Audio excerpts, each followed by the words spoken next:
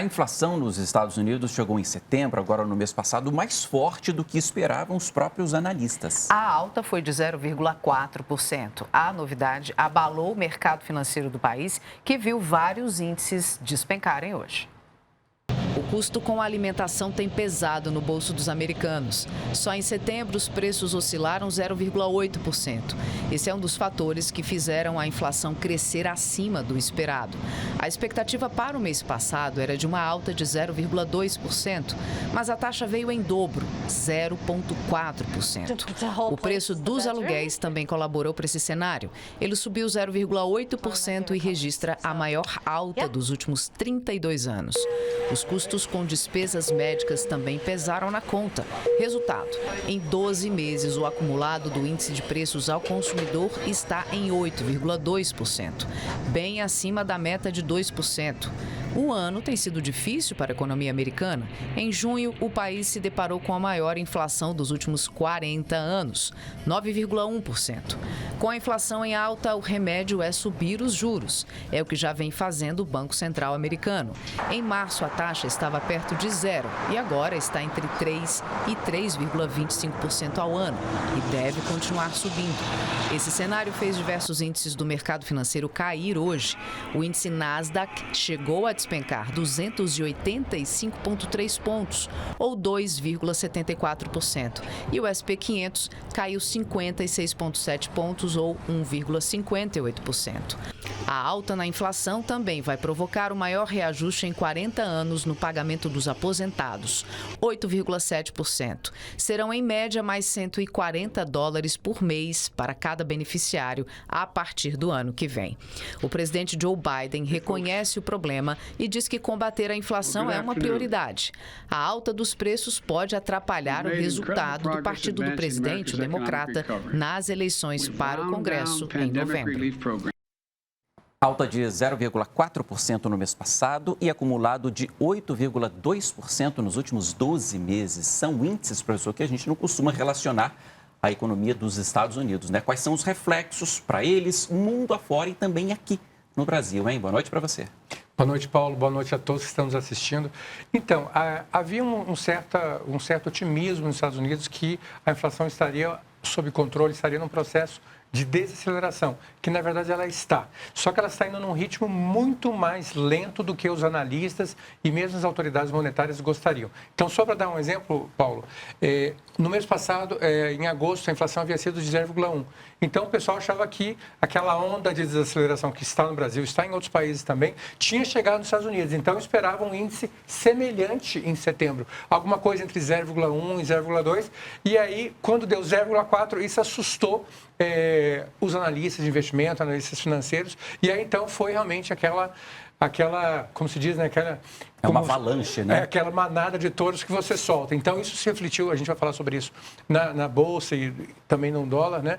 Mas o importante falar aqui, antes disso, é que a desaceleração dos Estados Unidos continua, tanto é que estava em 8,3% os 12 meses acumulados em agosto, e agora caíram para 8,2%, mas ainda é um padrão alto, como você colocou muito bem. Neste ano, o acumulado é de 6,6%, quer dizer, você acaba projetando alguma coisa entre 7 e 8, que não é um número bom, nem um número usual para os Estados Unidos, e, como eu mencionei, o acumulado continua de 8,2% nos últimos 12 meses.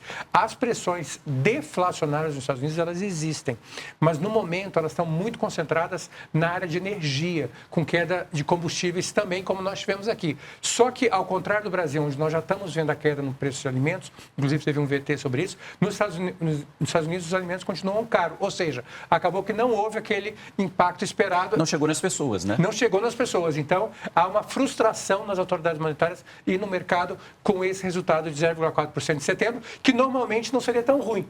Mas como você tem todo esse acumulado, ele acaba realmente desestimulando muito os investidores. Foi realmente um balde de água fria nos investidores americanos hoje. Agora, o senhor falava, né, de consequências na Bolsa, no dólar. Explica para a gente como é que o Brasil encarou hoje essa notícia aqui, professor. Perfeitamente. Temos uma arte sobre isso, né? A outra arte aqui, por favor. Então, essa. O primeiro impacto, né, Paulo, o impacto imediato foi na Bolsa norte-americana e no dólar, né? No dólar, no mercado nacional não houve tanta variação, mas houve variação no Brasil.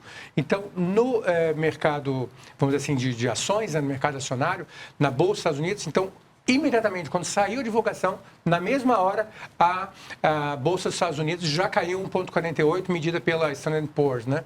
Que é um dos indicadores da Bolsa de Nova York, né? E aí, quando caiu nos Estados Unidos, caiu no mundo todo, aí todas acompanharam, houve uma queda geral. A nossa também caiu muito próximo, inclusive veja que a Bolsa brasileira caiu quase a mesma coisa que a norte-americana, com a diferença que ao longo do dia a Bolsa norte-americana foi se recuperando com notícias de divulgações de balanços, outros resultados positivos em outros países, etc. Ela acabou por melhorar, resultados de empresas que eu digo, né?